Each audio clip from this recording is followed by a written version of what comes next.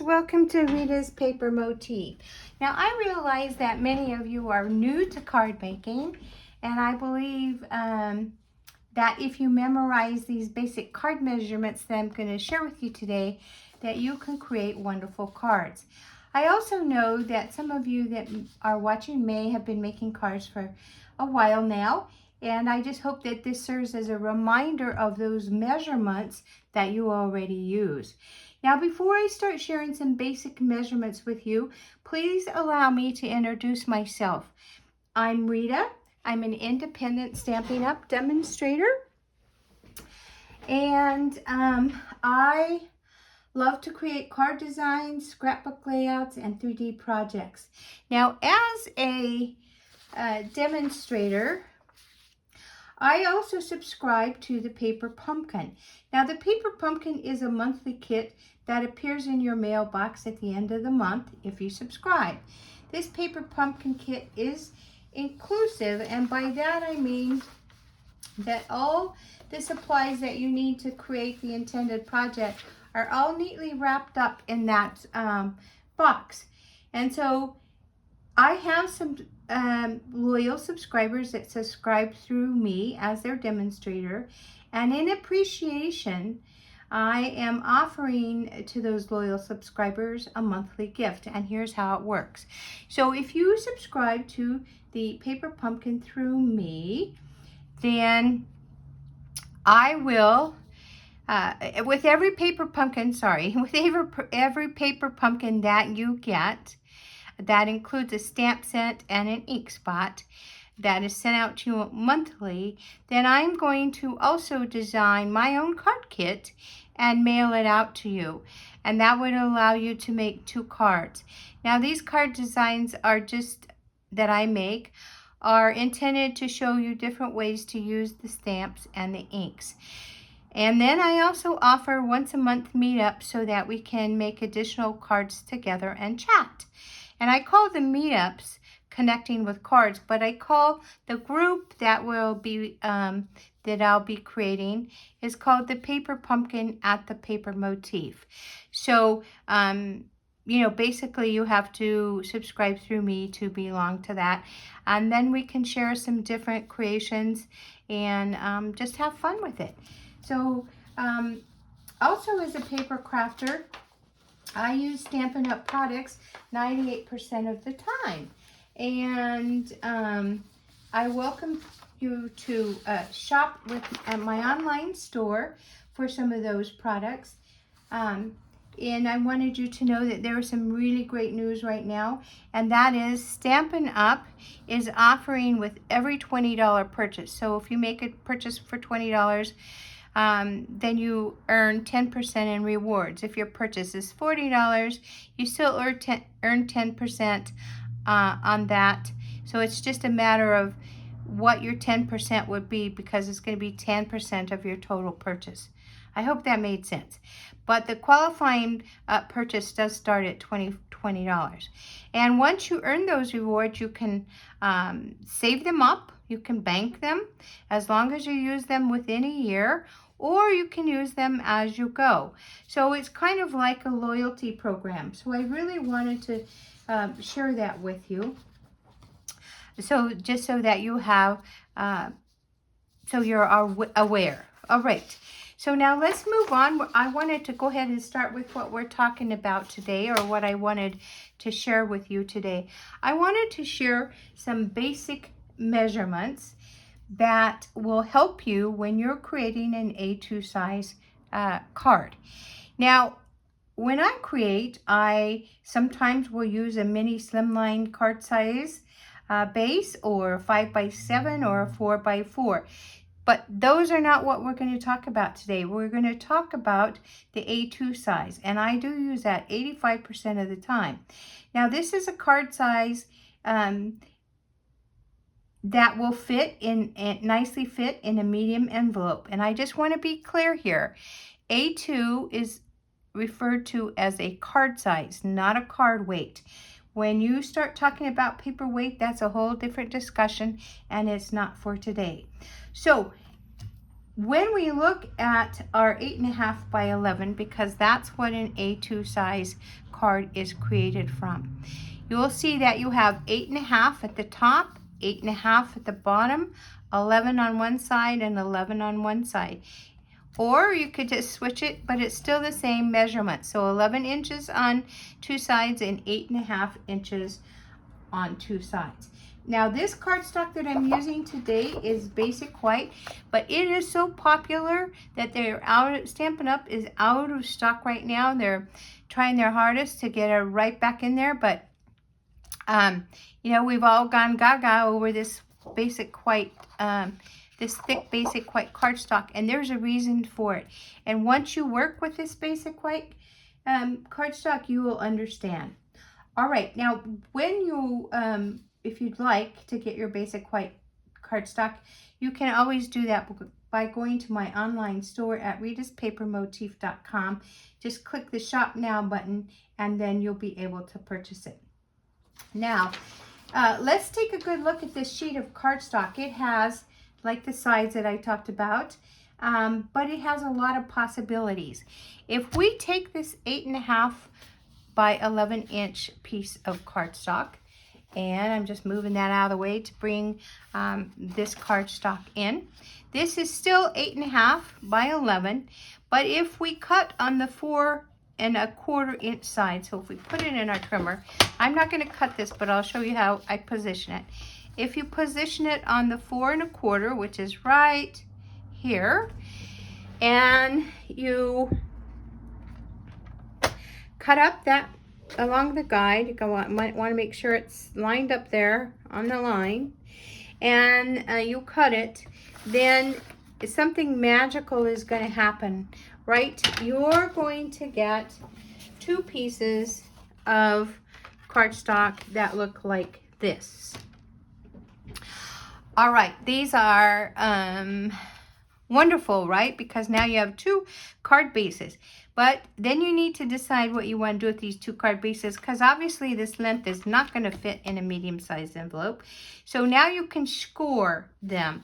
And if you score them in the middle, and in the middle of this, so we put it on the trimmer, and we're going to score right down the middle. The middle half, so this would be 11 inches because we've cut that in half. So half of 11 inches is now 5.5, right? So if you put it in your trimmer, I've already scored it, but I'm going to put it in here just to show you. So if I line this up with 5.5, I use my scoring blade to score it, then I'm going to have a score right there. So now we take our bone folder, and we can just go ahead and secure that fold. We have the other one that we've scored again at 5.5, and so we're just going to secure that fold too. Now we have two card bases that equal 4¼ and 5.5, right? You also have so many more options with this card base. You can decorate the front of it. So I'll show you one that I did. Now this is it just flips up just like this. So it would be something just like this, and then you decorate the front, and I decorated the inside too. So you can definitely do that, and that's what you could have. You could use both of them that way, or you could use one that way, which we call portrait. And because if there's anything that, one thing that is so important to remember is that if it's standing straight, meaning that the top is up and it's opening from you know, the bottom to the top, that is called a portrait card. Portrait. So I know that sometimes horizontal and vertical are used, but for some reason those can be sometimes accidentally misused. It's not ever, I don't think, done on purpose. It could just be a slip of the tongue. But they're also a little bit harder, at least for me, to remember. But portrait is not hard for me to remember, because I think of a portrait of a person, you always have that person sitting up. And so there's portrait. If you take this card base and you turn it so that the fold is on the left side and it opens up like this, you now have what we call a landscape card. And so you're, at this point you have two card bases that you can use either way, right? And so they are kind of very basic, but they also are something that fit. I'm going to show you is that both of these are going to fit in this medium size envelope. Just like this. So both of them will fit.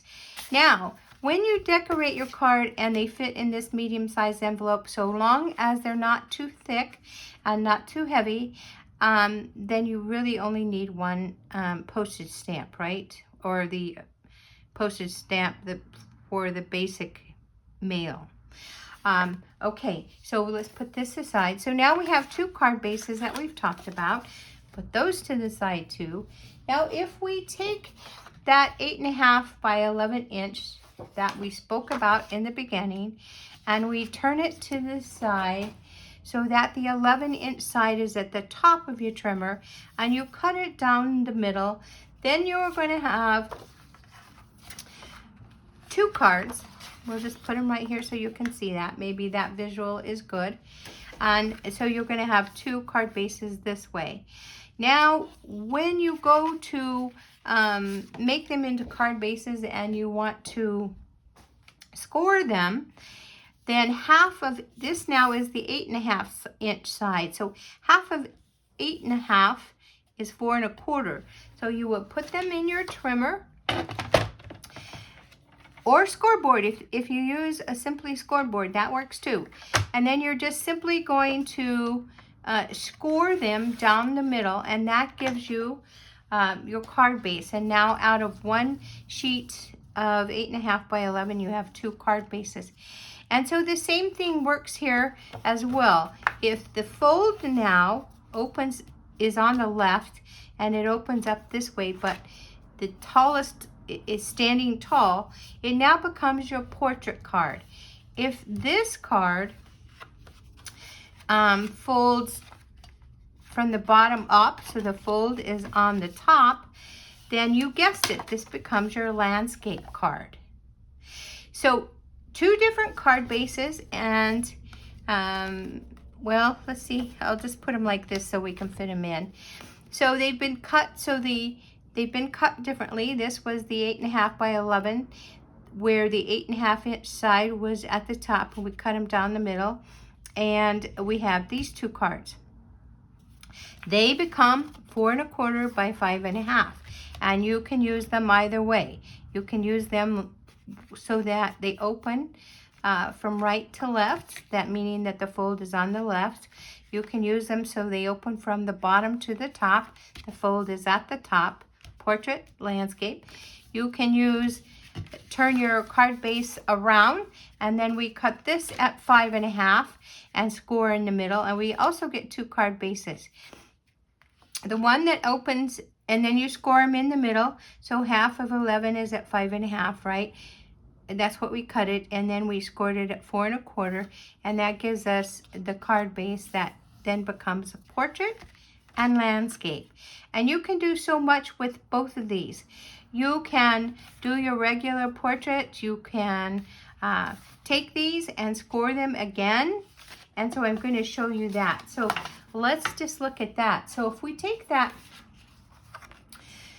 card base, now I just only have one, that was scored in the middle, and we scored that at 5.5, right? Because, yes.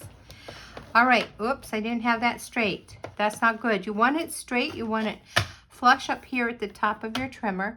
And I am going to say something for the trimmer right now. When you're beginning to create cards, you are going to need a good trimmer.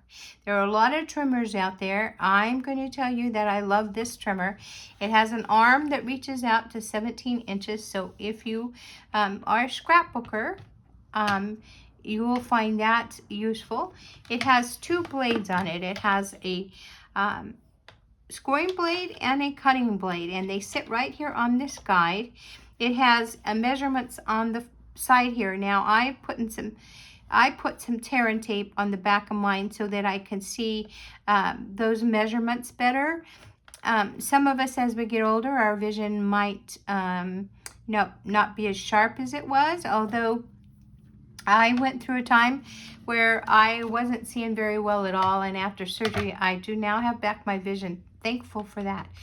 But anyway, if we take that card base that we just scored at 5.5, then we can score it one more time. So now this would be the front of our card, right? So if we want to do something different, we can score it again at the half of that for the top part. And so we know that this top part is 5.5. So half of 5.5 is 2 3/4. So if we, right? Let's see, half of 5 is 2.5. Half of a half is a 4. So that's 2.5 plus a 1/4 is 2 3/4. So if we score it at 2 3/4, just like this, we now have another score mark. And here's what you can do with that. It's going to create a fun fold. So we've scored it at the middle. We're going to secure it down. Now we're going to fold that other part back. Some call this a mountain fold and a valley fold. And now you have what we call the Z card, right? So you can decorate it any way you want. I'll show you some examples of some Z cards in a little bit. If you create another a shorter version of that Z card, then you can have a double Z fold. So when someone is creating a card that you really like and they say it's a Z fold, you now can think about it. Oh, now you know how to create that, right? So let's do that from the other card that we had cut, and this is where we used the 8.5 at the top and cut it in the middle. Cut the 11, I'm sorry, I said it wrong. The 11 inch was at the top, and we cut it in half at 5.5, correct? So now if we rotate that, we know that we have scored it in the middle at 4 1/4. I didn't have it there, 4 1/4, so there's the score line. And now we want to create a Z fold out of this card base. So we know that this measurement is 4 1/4. From that score line to the end is 4 1/4. So half of 4 1/4 is 2 1/8. Am I right? So if we score this at 2 1/8, so there's 2 1/8. And we want it sitting flush with this so that we get a straight score. And we go ahead and score it. And let's see what we have now. And now we have that fold at the middle of the card right here. And we have the fold right here. And now we have that Z fold. So you can decorate the front. I'm going to show you an example of a Z fold. Now this is in this orientation rather than this. So we have two different looks. This was actually the Daisy's Daydream paper pumpkin, and I use alternative. Well, I use other stuff from my studio to create alternative cards. So here is that Z fold in action. Okay, so that would be that decorated, and also this is crushed curry. So you can see that you can use different colors of cardstock. All right, so you could decorate this. Now we're going to talk about card bases just for a minute, and then we'll, actually we're going to do that. No, we can touch on it now. So if you want to decorate it like I have done right here, you're simply going to think about leaving an 1/8 of an inch margin all the way around on on the base of your card. So if this now becomes 2 1/8 by 5.5, am I right? I'm just double checking my verbiage here. So 5.5 by 2 1/8. We want an 1/8 of an inch margin. So we have to take 1/8 of an inch off of that 2 1/8 by 5.5. So if you took of each side, so that would be 1/8 and 1/8 is 1/4. So now we're going to have 1 3/4 narrow, right? 1 3/4 would be the width, and then you have this at 5.5. So now you're going to want it at 5 1/4, and that could be your layer here that you put here. And then you could do the same here. You could take that same size of layer and put it right here, and then put your message here. So it really depends on how you want to decorate it. And then of course the measurements for your layers change, because it depends on the area that you're going to be covering with your layer. But that's why I think it's better if we just talk about that again on the next video. All right, so you could do that, but here's something else you could do with that very same score mark that you just made. If you fold your card base this way and you put maybe a sentiment here, right here, and you decorate it and you put a sentiment, so this now will become an easel card. Okay, if you do the same thing with this long one and you just fold it the other way, you can make that an easel card. So it could be regular like this, and then it could go up like an easel card. So those are things you can do with this very same fold. That's why these measurements are so wonderful, because once you memorize them, once you have that in your you know, in those memory banks, in that memory bank, then you have a lot that you can work with. So you also could even cut this off right here. You could cut it off and then either glue it down, or you could put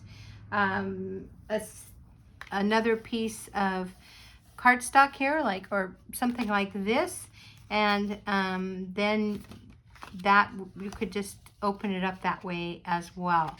So there's a lot of things that you can do with this. We're going to talk about different things you can do with some of these different folds, but I wanted to just share that with you today, because these are very basic measurements, and we're just going to take a look at them. So portrait, now I'm there we go, portrait and landscape. And so this all happens from that 8.5 by 11 piece of cardstock. And how you create with these is just, it's up to you, because there's just such there's so many options.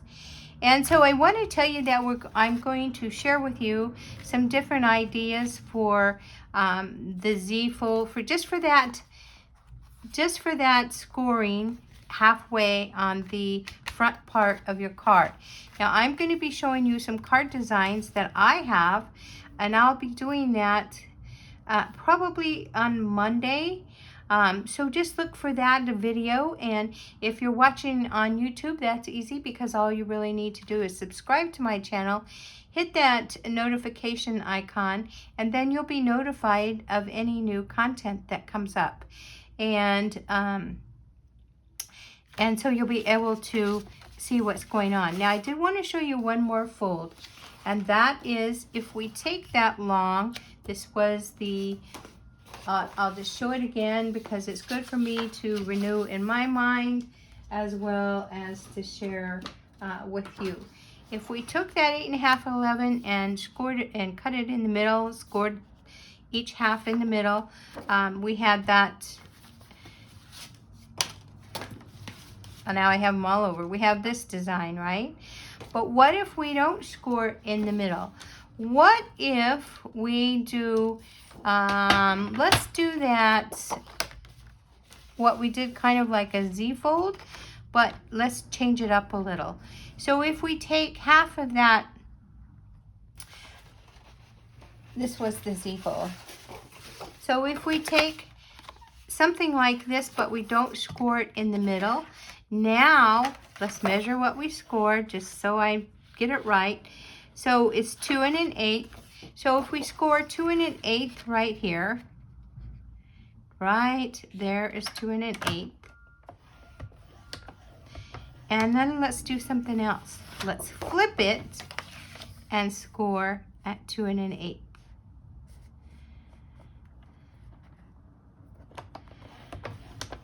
Okay, now let's look and see what we have here.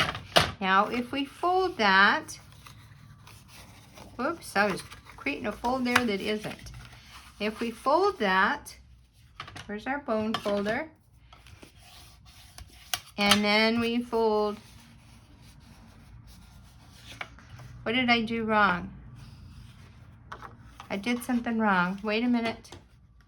Let's take this. What did I do wrong? Okay, I messed up. We want to take, this would have been if it was the other. So this would have been 5 1/2, right? So half of 5 1/2 is 2 3/4. Am I right? 5 1/2 is 2 3/4. So I just got my measurements wrong. Sorry, but if you take half of it, 5 3/4, and you score that,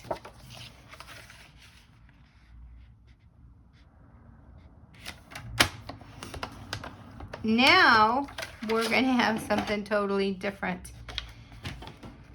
Whoops. I'm so sorry. I lost my score blade here. Here we go. So I'm going to go ahead and fold these on the fold line.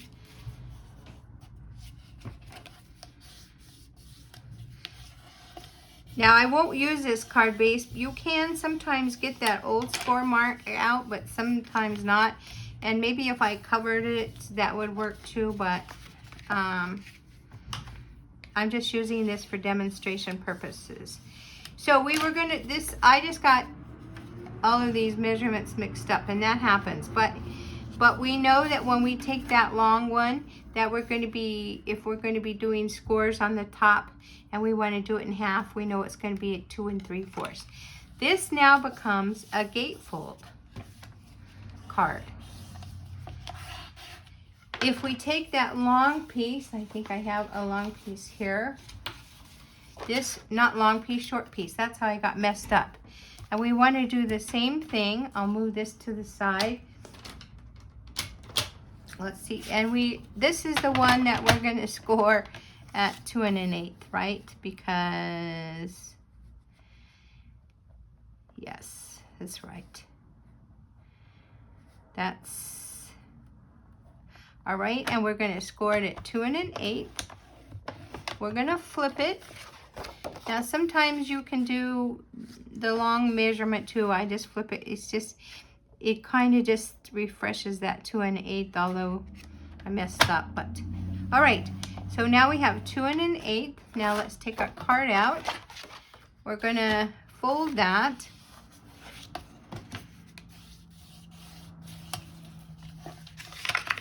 and fold this, and now we have a gatefold. So 2 different gatefolds.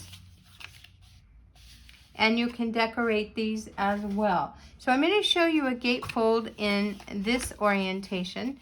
And you can see I haven't, you know, it's not finished. Of course, I need a white panel inside because I can't really write. Well, I could write on here, but a white panel just kind of makes it, I think, makes it nicer.